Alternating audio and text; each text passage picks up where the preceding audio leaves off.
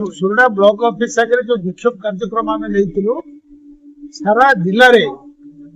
विधवा असहाय वृद्ध वृद्धा मान जो भत्ता मिलूँ से भत्ता धारावाहिक भाव मिलूना दीर्घ 3 मास धरिक बुढ़ा बुढ़ी मान भत्ता पाई ना तेणु भत्ता न पाई आम जिले में जड़े विधवा असहाय मृत्यु होती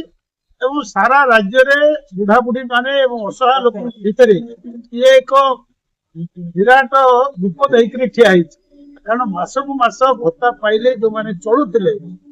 हाथ ऋण कर 4 मास भत्ता न पाइबा ये एक विराट कष्टदायक व्यवस्था तेणु सारा जिले में समस्त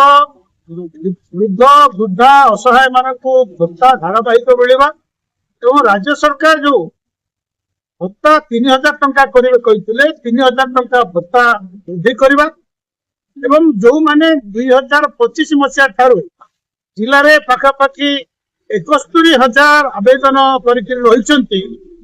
अति शीघ्र दबा ये हूँ गोटे कथा। द्वितीय कथा हूँ सारा सोरडा ब्लॉक रे पीवा पानी संकट रही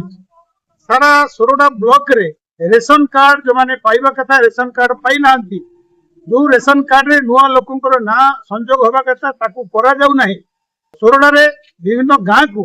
रास्ता घाट क्षेत्र में सांघातिक समस्या रही दूर करा जाऊ नहीं आदिवासी मान जो जंगल जमी पटा घर पटा दबा कथा ताकू दिया जाऊ नहीं ए समस्त जो अव्यवस्था विरुद्ध रे सीपीआईएम पक्षर गंजाम जिला तमाम 23 तारीख रु 30 तारीख पर्यंत विभिन्न ब्लॉक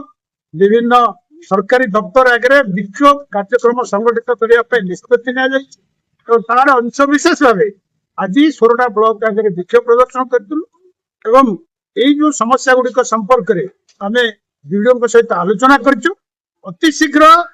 वीडियो क्षमता परिसर भितर समस्त समस्या को से समाधान करने प्रतिश्रुति देते जदि से प्रतिश्रुति से पालन न करती बुढ़ा बुढ़ी मान मास शेष भत्ता न मिले